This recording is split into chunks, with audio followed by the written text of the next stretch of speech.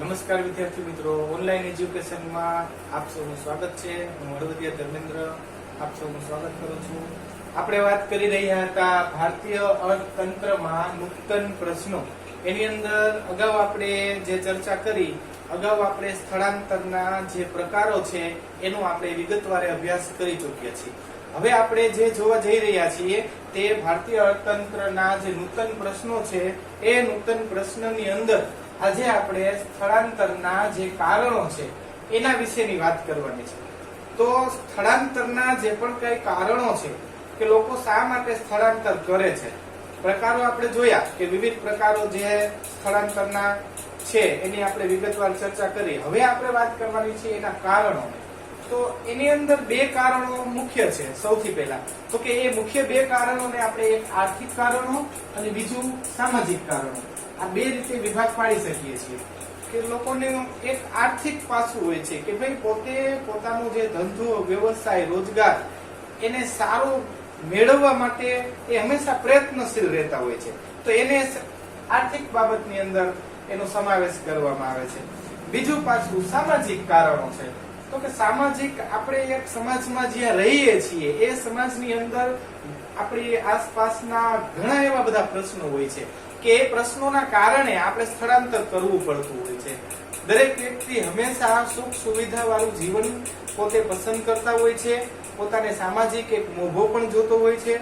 તો પોતાના જે સામાજિક દરજ્જાઓ છે એના માટે પોતે કંઈક સારું મેળવવા માંગતા હોય છે, એના માટે પણ સ્થળાંતર કરતા હોય છે. તો આપણે મુખ્ય બે જે આર્થિક કારણો અને સામાજિક કારણો છે એ બેની આપણે વિગતે અહીંયા ચર્ચા કરવાની રહેશે. તો સૌથી પહેલા આપણે વાત કરવાની રહેશે આર્થિક કારણો. તો આર્થિક કારણોની અંદર આપણે વાત કરીએ તો સૌથી પહેલો પ્રશ્ન આર્થિક આવશે તો આપણે જોઈએ તો કે નોકરીનો પ્રશ્ન છે.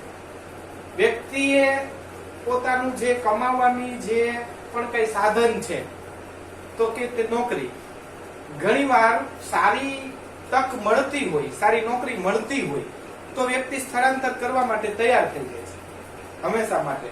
કે ભાઈ એ જોવે છે કે ભાઈ હું અત્યારે અહીંયા રહું છું તો અહીંયા મને જે પણ કાંઈ 15,000 પગાર મળે છે તો 15,000 અત્યારે એનો જે પણ કાંઈ ખર્ચો છે એને વ્યવસ્થિત રીતે ચલાવવામાં મુશ્કેલી પણ પડતી હોય તો એને સારી નોકરી મળતી હોય તો તે નોકરી મેળવવા માટે તે સ્થળાંતર કરવા માટે તૈયાર થઈ જાય છે. કે ભાઈ હવે એ 15,000 માંથી એને પગાર વધીને 20,000 થી 25,000 થતો હોય છે તો તે નોકરી સ્વીકારી લેશે. તો તે આર્થિક કારણ થયું. શું કામ કે તે નોકરી માટે સ્થળાંતર કરે છે એટલે તે આર્થિક કારણ થયું. તો આર્થિક કારણની અંદર નોકરી.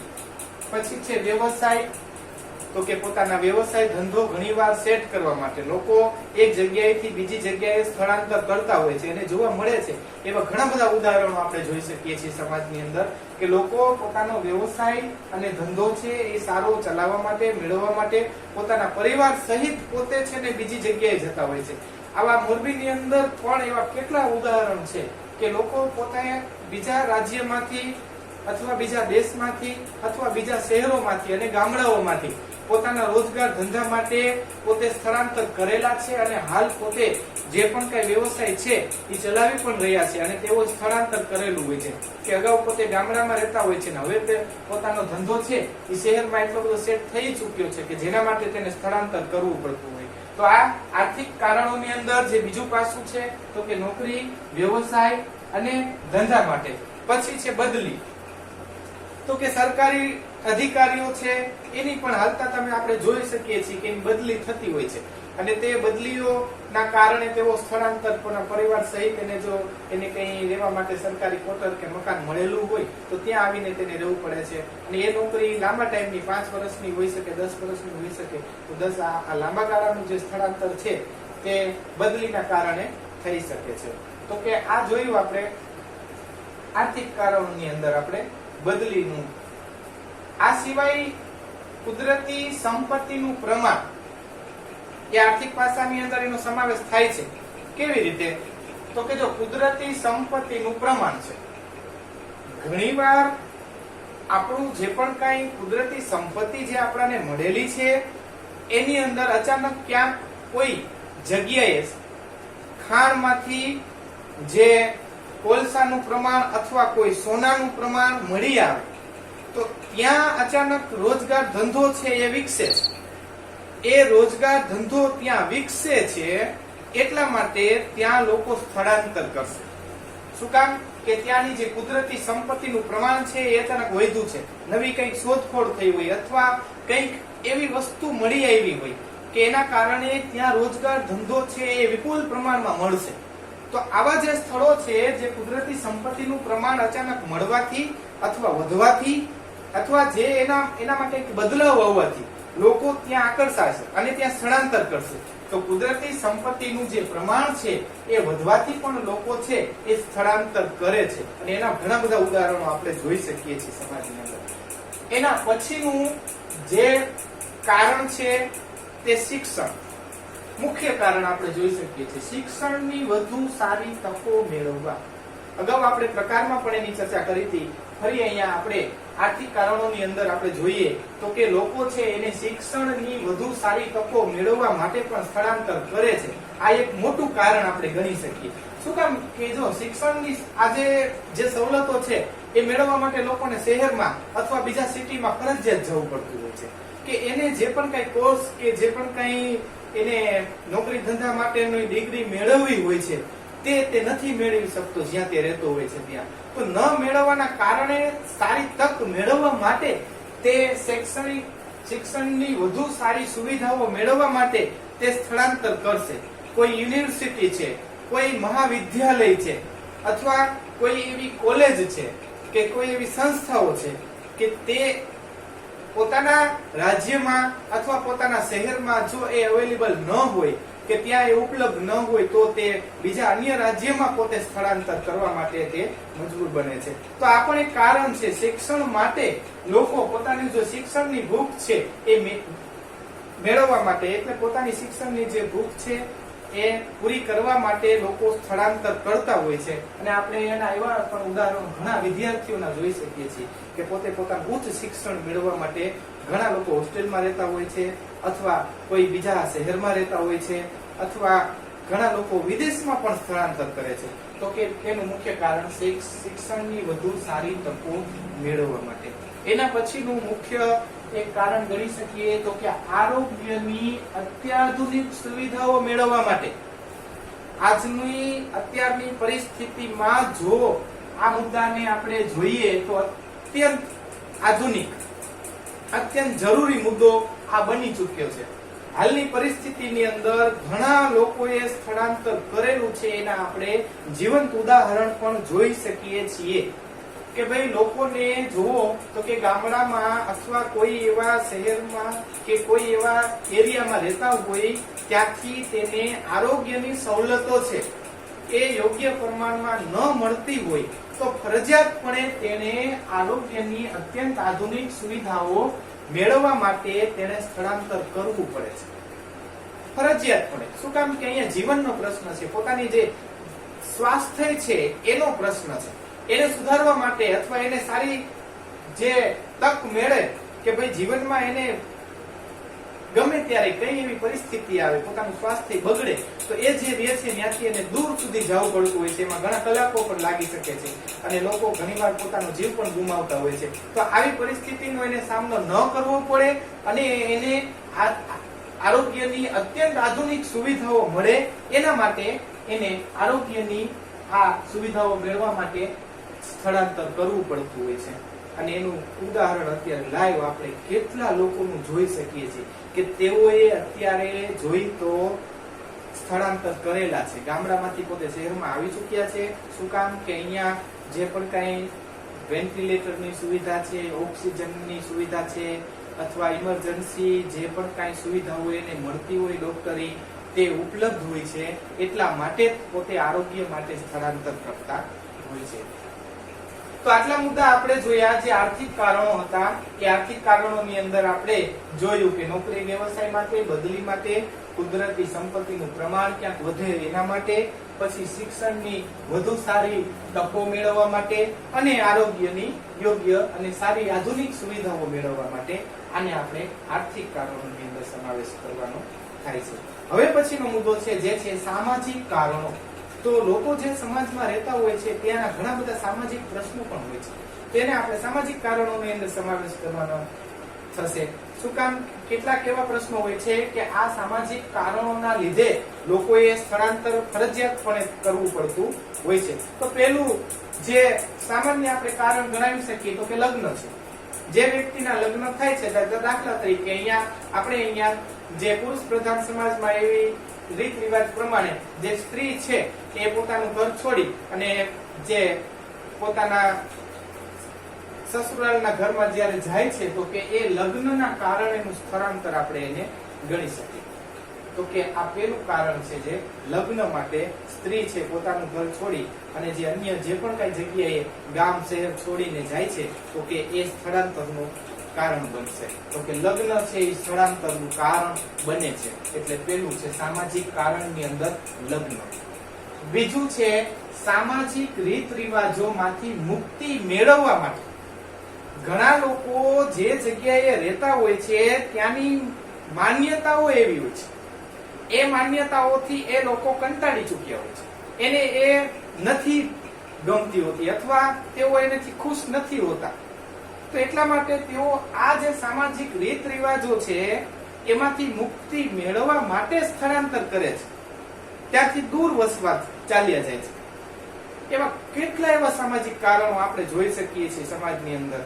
એમાં ખાસ કરીને રીત રિવાજો કે જૂની પરંપરા પ્રમાણે રૂઢિચુસ્ત જે પરિવારો છે એ પોતાની રીત રિવાજો છોડવા તૈયાર નથી હોતા, ત્યારે આ જે નવી પેઢી છે એને અપનાવતા નથી અથવા એનેથી એ રીત રિવાજો છે એની હારે મેળ નથી બેસતો, ત્યારે તેઓ સ્થળાંતર કરે છે અને તેઓ શહેર તરફ પ્રયાણ કરે છે અને શહેરમાં જઈને વસવાટ કરે છે કે ત્યાં એને જે શહેરી જીવન છે એ અપનાવવું હોય છે અને જૂના રીત રિવાજો છે એમાંથી મુક્તિ મેળવવી છે. એટલે સામાજિક રીત રિવાજોમાંથી મુક્તિ મેળવવા માટે પણ લોકો સ્થળાંતર કરે છે. તો એ પણ એક કારણ છે કે સામાજિક એવા કેટલાક આપણે એને દૂષણો પણ ગણાવી શકીએ કે સામાજિક દૂષણો છે એનાથી દૂર જઈ અને લોકો શાંત એવું નવું જીવન શરૂ કરવા માંગતા હોય છે.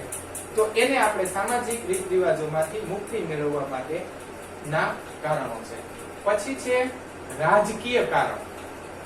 તો આપણે જે રાજ્યમાં જ્યાં રહેતા હોય છે ત્યાંના એવા કેટલાક એવા કારણો હોય છે જેને આપણે રાજકીય કારણો ગણાવી શકીએ કે એ રાજકીય કારણોના લીધે જ આપણે જોઈ શકીએ છીએ કે એ રાજકીય કારણો છે લોકોને ઘણીવાર સ્થળાંતરના એક કારણભૂત બને છે. તો ખાસ કરીને જે જગ્યાએ રહેતા હોય છે ત્યાંની એ સરકાર છે તો કે એ સરકાર એ લોકોને એ પ્રમાણની જે સુવિધાઓ છે એ કદાચ જો પૂરી ન પાડી શકે અથવા એની સુરક્ષા પ્રદાન ન કરી શકે તો લોકોએ પછી ત્યાંથી ફરજિયાતપણે સ્થળાંતર કરવું પડતું હોય છે. તો એની માટેનું ખાસ એક ઉદાહરણ આપણે જોઈએ તો કે યુદ્ધ અને અશાંતિ. યુદ્ધ અને અશાંતિ આ માટેનું એક મુખ્ય કારણ છે. આપણે ખાસ કરીને કાશ્મીરની અંદર એનું ઉદાહરણ લઈ શકીએ છીએ. તો કે ત્યાંની જે પ્રજા જ્યાં વસે છે, અમુક એવા ગામ છે, અમુક એવા જે બોર્ડર ઉપરના જે ગામડાઓ છે કે ત્યાં હાલતા યુદ્ધની પરિસ્થિતિ સર્જાવાના કારણે ત્યાં ગોળીબાર થતો હોય છે અને ત્યાં અશાંતિની સ્થિતિ ફેલાવા લાગે છે. તો કે આવી જગ્યાઓમાંથી લોકોએ પોતાના જીવ બચાવવા, શાંતિ મેળવવા માટે ઘણીવાર બીજા જગ્યાએ જવું પડતું હોય છે. તો કે તેને આપણે યુદ્ધ અને અશાંતિના લીધે રાજકીય કારણોસર એમને સ્થળાંતર કરવું પડે છે. એના પછીનો મુદ્દો છે ઘર્ષણ નિવારવા. ઘર્ષણ નિવારવા માટે લોકો સ્થળાંતર. તો કે ઘર્ષણ નિવારવાની અંદર કયા પ્રકારનું ઘર્ષણ? તો કે સમાજની અંદર જે લોકો રહેતા હોય છે એને ઘણીવાર ત્યાં વારંવાર ઝઘડા થવા, અચાનક ત્યાં કર્ફ્યુ થઈ જવો, અચાનક ત્યાં એક પ્રકારનો હુલર ઉપડી જવો. તો કે આવા ઇલાકાઓમાં લોકો જ્યારે વસવાટ કરતા હોય ત્યારે એવી પરિસ્થિતિમાંથી પોતે બચવા માટે અને તેનેથી બહાર નીકળવા માટે પણ લોકો છે તેઓ ઘર્ષણ નિવારવા માટે એને એ પરિસ્થિતિનો સામનો નથી કરવો, વારંવાર ઝઘડાઓ, યુદ્ધની પરિસ્થિતિમાં એને નથી રહેવું, એટલા માટે તેઓ ત્યાંથી દૂર જઈને વસવાટ કરે છે. તો આ જે છે તેને ઘર્ષણ નિવારણ એક કારણ ગણી શકાય કે ઘર્ષણ નિવારણ ના કારણ માટે લોકો દૂર જઈને વસવાટ કરે છે. આ જોયા આપણે રાજકીય કારણ. હવે આપણે જોવાના છે કુદરતી આપત્તિઓ કે પર્યાવરણીય પરિબળો પણ. તો કુદરતી આપત્તિઓ પણ ઘણી બધી હોય છે. આપણે જોઈ શકીએ છીએ કે હંમેશા વાતાવરણ છે એ એક સરખું જોવા નથી મળતું. ઘણીવાર એમાં ઘણા બધા બદલાવો જોવા મળે છે. તો કે આપણે જોઈએ ઘણીવાર ક્યાંક દુષ્કાળ પડે, ક્યાંક અચાનક અતિવૃષ્ટિ, અતિ વરસાદ પડે. તો એના લીધે એ જે શહેર કે ગામડાઓ હોય છે એનો સંપૂર્ણપણે ઘણીવાર નાશ થવાની આરે હોય છે અને ત્યાં ઘણું બધું નુકસાન થતું હોય છે, જાન અને માલ હાનિ ઘણી થતી હોય છે. તો લોકો તેનાથી દૂર જઈ પછી વારંવાર પોતે એવી પરિસ્થિતિનો સામનો ન કરવા માટે સક્ષમ ન હોવાના કારણે લોકો દૂર ચાલ્યા જાય છે. અને એ દૂર જવા માટે એને કુદરતી આપત્તિઓ કે પર્યાવરણીય પરિબળો છે એના લીધેના આપણે સ્થળાંતર કહી શકીએ. તો એ કુદરતી આપત્તિઓ કારણ બને છે, એનું એક કારણ બને છે કે ભાઈ એના લીધે તે સ્થળાંતર કરે છે.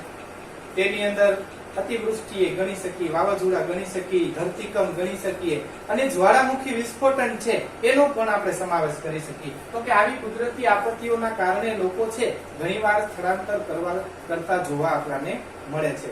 હવે એના પછી છે પર્યાવરણીય પરિબળો છે.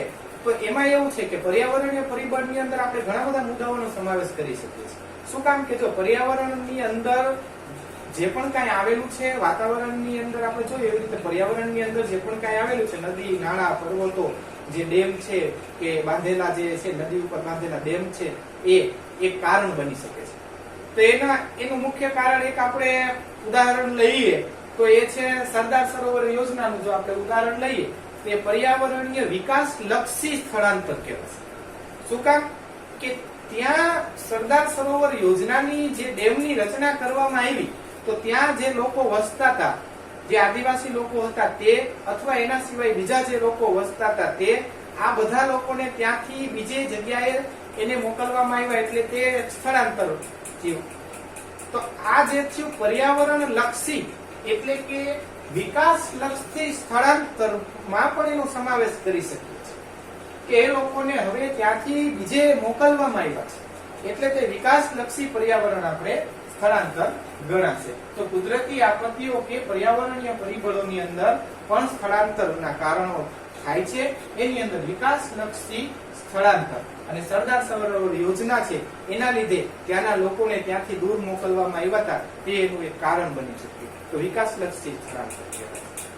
તો આવી રીતે આપણે જોયું વિદ્યાર્થી મિત્રો કે ભારતીય અર્થતંત્રના જે નૂતન પ્રશ્નો છે એની અંદર આપણે સ્થળાંતરના કારણો છે એમાં આર્થિક કારણો અને સામાજિક કારણો. સામાજિક કારણોની અંદર નોકરી, વ્યવસાય, ધંધા, બદલી અને કુદરતી સંપત્તિનું પ્રમાણ.